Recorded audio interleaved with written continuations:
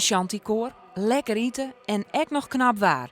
De dij van de garnaal op Lauwerzeg trof het Joet en de beziekers hier niet zin. Dit is iets wat je beleven moet. Even koekeloeren wat er allemaal te koop is aan vis.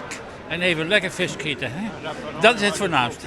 Mijn man is dol enthousiast. Alles wat met zeevaart en vis te maken heeft. Dus vandaar zijn wij met de camper naar hier gekomen. En hij is ergens. Ik ben hem even kwijt. Maar ik geniet heerlijk van de garnalen.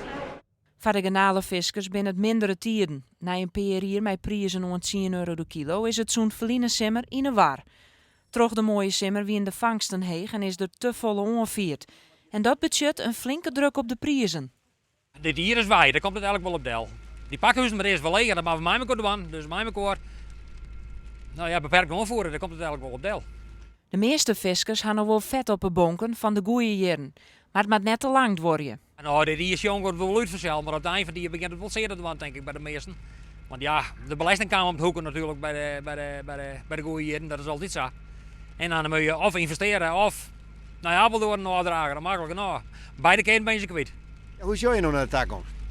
Ja, maar zeg ik, het ben pieken en dalen en ik zit de takken wel verder wel goed in. Hè. Dat, net zat ik een moord in het schoonzakje let. Dat gewoon er ook in. Dit jet bij de garnalenvisserij? Ja, dit jet eigenlijk bij de garnalenvisserij. Zo is het gewoon. Ja. Tegelijk met de dij van de garnaal wie het Joet ook de landelijke iependij van de KNRM. De Koninklijke Nederlandse Reddingsmaatschappij met tal van activiteiten op het water. De KNRM droogt volslijn op bijdragers van donateurs. En die zijn er nooit genoeg. Het is ontstaan om de donateurs te bedanken, maar het is echt een mooi dag om naar je donateurs te werven. En die meidjes waren een beetje lekker mee, kom dan maar op boord varen. En lukt dat een beetje, die donateurs werven? Dat lukt zeker, ja. Op zo'n dag dan hebben we toch 20 of 30 donateurs extra binnen per station. En we hebben 45 stations, dus dat zijn nogal een paar donateurs dan. De donateurs mochten nu met de reddingsboten het water op. Elk had zijn eigen reden om donateur te wezen. Ik ben zelf ook waterspotter en ik vind dan jij eigenlijk donateuren waard. Af en toe ben ik wel eens in Bewartenzee, dus iedereen dat doet. Die mensen die verdienen niks, doen alles gratis, alles vrijwillig. Er zit heel veel tijd in zitten en ze doen heel nuttig werk. Omdat ik zelf ook een boot heb. Dus het is logisch dat je dan donateur wordt, vind ik.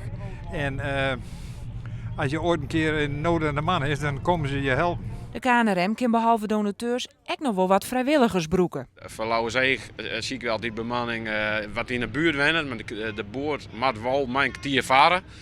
Dus hij moet in het gebied zitten en ja, een lange aanrijd, dan moet dat natuurlijk net.